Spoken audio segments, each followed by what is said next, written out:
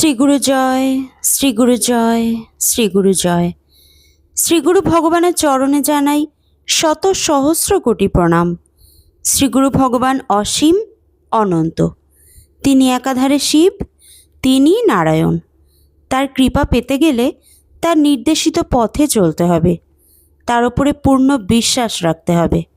ভগবান তার শিষ্য ভক্তদের কাছে কিছুই চান না, শুধু বলেছেন তোমার মনটা আমাকে দাও, তারপর মণিহারা ফণির মতো নির্বিষ হয়ে সংসারের জোয়াল টানো, আর আমি পাকা জহুরির মতো তোমার মনমণিকে সাফা করে সুন্দর করে রাখব।